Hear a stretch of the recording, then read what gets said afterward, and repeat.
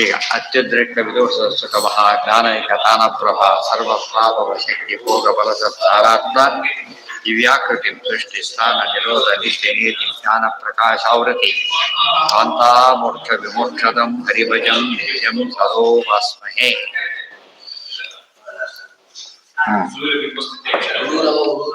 ಸ್ವಲ್ಪ ಉಳ್ಕೊಂಡಿದೆ ಹೌದಲ್ಲ. ಸೂರ್ಯಬಿಂಬ ಸ್ಥಿತೇ ವಿಷ್ಣು ಜಾಯಮಾನೇ ಪರಾತ್ಮನಿ ಗಾಯತ್ರಿ ಪೂರ್ವಕೈರ್ವೇದೈ ಬ್ರಹ್ಮಾದ್ಯ ಸಮುಪಸ್ಥಿತಾ ಉಪತಿಷ್ಠಂತ್ಯತೋ ನಿತ್ಯಂ ಗಾಯತ್ರ್ಯಾದಿಭಿರಂಜಸ ತದ್ವಿದ್ವಾನ್ ಮುಕ್ತ ಏವ ಮುಕ್ತ ಆವಾಸೋ ವೇದಾನಾಂ ಸರ್ವದಾ ಭವೇತ್. ಸೂರ್ಯಬಿಂಬ ಸ್ಥಿತೇ ವಿಷ್ಣು ಜಾಯಮಾನೇ ಪರಾತ್ಮನಿ. ಸೂರ್ಯಬಿಂಬ ಸ್ಥಿತನಾದ ವಿಷ್ಣು ಪರಮಾತ್ಮ ವಿಷ್ಣು ಇರ್ತಾನೆ. ಅವತಾರ ಮಾಡ್ತಿರ್ಲಿಕ್ಕೆ ಒಂದ್ ಕಡೆಗೆ, ಕಾಣ್ತಿರ್ಲಿಕ್ಕೆ ಒಂದ್ ಕಡೆ. ಸೂರ್ಯ ನಾವೆಲ್ಲ ಸೂರ್ಯ ಹುಟ್ಟಿ ಎಷ್ಟೋ ದಿವಸ ಆದ್ಮೇಲೆ ಸೂರ್ಯ ನಮ್ಮನ್ನ ಎಬ್ಬಿಸ್ಬೇಕು, ಆ ರೀತಿ ಮನೆಗಿರ್ತೀವಿ. ಆಯ್ತಾ?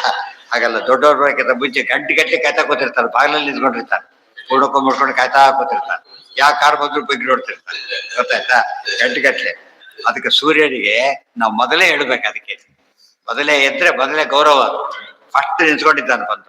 ಸುಮ್ಮನೆ ನಿಂತ್ಕೊಂಡ್ಬಿಟ್ರೆ ಕೊಂಬ ನಿಂತಾಗೆ ಎಲ್ಲ ಹಿಡ್ಕೊಂಡು ಬೆಳಿಗ್ಗೆ ಹಿಡ್ಕೊಂಡು ಕುಂಬಾರ ಹಿಡ್ಕೊಂಡು ನಿಂತಿರ್ತಾರೆ. ಅದು ಅರ್ಘ್ಯ. ಸೂರ್ಯ ಗೌರವ ಕೊಡೋದ್ರೆ ಹಾಗೆ. ಅದಕ್ಕೆ ಸೂರ್ಯೋದಯ ಆದ್ಮೇಲೆ ನೀವು ಸಂಧ್ಯಾವಂದನೆ ಮಾಡಿದ್ರೆ ಅಂತ ಪುಣ್ಯ ಹೋಯ್ತಾರೆ. ಗೊತ್ತಾಯ್ತಾ? ಯಾಕೆಂದ್ರೆ ನೀವೇ ಲೇಟಾಗಿ ಬಂದಿರೋದು.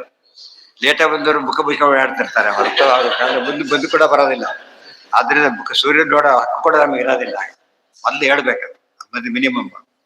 ಎರಡನೇದು, ಅದಕ್ಕೆ ನಾವಲ್ಲ, ಬ್ರಹ್ಮಾದಿ ದೇವತೆಗಳೆಲ್ಲ ಕೂಡ ಸುಮ್ಮನೆ ನಿಂತಿಲ್ಲ, ಗಾಯತ್ರಿ ಮಂತ್ರ ಹೇಳ್ತಾ ನಿಂತಿದ್ದಾರೆ. ಅದು ವೇದ ಮಂತ್ರ ಹೇಳ್ತಾ ಘೋಷಣೆ ಮಾಡೋದಿಲ್ಲ. ವೇದ ಘೋಷಣೆ ಮಾಡ್ತಾರಲ್ಲ, ಗಾಯತ್ರಿ ಮಂತ್ರ ಹೇಳ್ತಾ ಘೋಷಣೆ ಮಾಡ್ತಾರೆ, ದೇವರು ಬಂದ ಅಂತೇಳಿ. ಬ್ರಹ್ಮಾದ್ಯ ಉಪಸ್ಥಿತ. ಅದಕ್ಕೆ ಬೆಳಗಿನ ಸಂಧ್ಯಾವಂದನೆ ಕಾಲಕ್ಕೆ ನಾವು ಏನ್ ಮಾಡ್ಬೇಕು? ಜಪನ ನಿಂತ್ಕೊಂಡೇ ಮಾಡ್ಬೇಕು.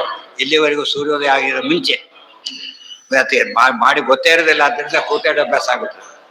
ಸೂರ್ಯ ಹುಟ್ಟಿದ ಮೇಲೆ ಕೂಡ ನಿಂತ್ಕೊಂಡು ಮಾಡ್ಬೋದು, ಕುತ್ಕೊಂಡು ಮಾಡ್ಬೋದು. ಮೊದ್ಲು ಮಾತ್ರ ಏನ್ ಮಾಡ್ಬೇಕು? ಅದಕ್ಕೆ ಬದಲು ಹೇಳೋದಿಲ್ಲ. ಯಾಕಂದ್ರೆ ನಿಂತ್ಕೊಂಡು ಮಾಡ್ಬೇಕು, ಕುತ್ಕೊಂಡ್ರೆ ಆಯ್ತು. ತಪ್ಪದು. ಅದು ಕೂಡ್ಲಕ್ಕಾಗದೆ ನಿಲ್ಲಕ್ಕಾಗದೆ ಹೋದ್ರೆ ಮನಸ್ಸೆಲ್ಲಾರು ನಿಂತ್ಕೋಬೇಕು. ಕೊನೆ ಪಕ್ಷ ದೇಹದಲ್ಲಿ ನಿಂತ್ಕೊಳಕ್ಕಾಗದೆ ಹೋದ್ರೆ ಮೆಂಟಲಿ ತುಂಬಾ ರೋಗಿ ನೋಡಕ್ ಆಸ್ಪತ್ರೆಗೆ ಹೋಗಿರ್ತಾರೆ. ಅವ್ನು ಎದ್ದು ನಮಸ್ಕಾರ ಮಾಡ್ಲಿಲ್ಲ, ಪಾಪ ಆಸ್ಪತ್ರೆಗೆ ಹೋಗಿದ್ದ ನಮಸ್ಕಾರ ಆಸ್ಪತ್ರೆಗೆ ಆಗಿ ಹೋಗ್ತಿದ್ದ. ಗೊತ್ತಾಯ್ತಾ? ಅಲ್ಲೇ ಮಧ್ಯದಲ್ಲಿ ನಮಸ್ಕಾರ ಆಗ್ತದೆ. ದೊಡ್ಡವರು ಪಾಪ ಇವರು ಆಶೀರ್ವಾದ ಬರ್ತಾರೋ ಇಲ್ಲ, ಅದು ತಪ್ಪು. ಮನಸ್ಸಲ್ಲಿ ಎದ್ದಿದ್ದಾರ, ಬಾಯಲ್ಲಿ ಅಂತ ನಮಸ್ಕಾರ. ಆ ರೀತಿ ಮಾಡ್ಬೇಕು. ಇದೆಲ್ಲ ಗಾಯತ್ರಿ, ಇದಿಷ್ಟು ಗಾಯತ್ರಿ ಮಂತ್ರದ್ದೇ ಹೇಳ್ತಾರೆ ಬಂದಿರೋದು. ಉಪತಿಷ್ಠಂತ ಅದಕ್ಕೋಸ್ಕರ ದೇವರಿಗೆ ಅತ್ಯಂತ ಪ್ರಿಯವಾದದ್ದು ಗಾಯತ್ರಿ ಮಂತ್ರ. ನಿತ್ಯಂ ಗಾಯತ್ರ್ಯಾದಿಭಿರಂಜಸ. ಅದು ಗಾಯತ್ರಿ ಮಂತ್ರ ಉದ್ದೆಲ್ಲ ಎಷ್ಟು ಪ್ರಕಾರ ಹೇಳ್ಬೋದು. ತದ್ವಿದ್ವಾನ್ ಮುಕ್ತ ಆವಾಸ ವೇದಾನಾಂ ಸರ್ವದಾ ಭವೇ. ಈ ರೀತಿ ಯಾರು ಮಾಡ್ತಾರಲ್ಲ, ಎಲ್ಲ ವೇದಗಳಿಗೂ ನೆವಸ ಆಗಿಬಿಡ್ತಾರೆ. ಎಲ್ಲ ವೇದ ಅಧ್ಯಯನ ಮಾಡಿದ ಫಲ ಬರುತ್ತೆ, ಮುಂದೆ ಮಾಡ್ತಾನೆ ಕೂಡ.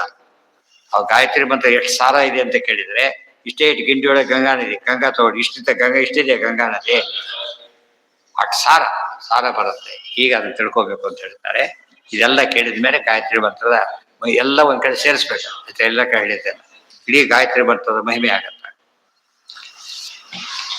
ಶ್ರೀ ಶ್ರೀಮದಾನಂದ ತೀರ್ಥ ಭಗವತ್ಪಾದಾಚಾರ್ಯ ವಿರಚಿತೆ ಛಾಂದೋಗ್ಯೋಪನಿಷತ್ ಭಾಷ್ಯೆ ತೃತೀಯೋ ಅಧ್ಯಾಯ. ನಾಳೆಯಿಂದ 4ನೇ ಅಧ್ಯಾಯ. ಶ್ರೀ ಕೃಷ್ಣಾರ್ಪಣ. ಸರ್ವೇಂದ್ರಿಯ ಪ್ರೇರಕೇಣ ಶ್ರೀ ಪ್ರಾಣಪತಿನೇರಿನಃ ಯದವೋಚ ಮಹಂತೇನ ಪ್ರಿಯತಾಂ.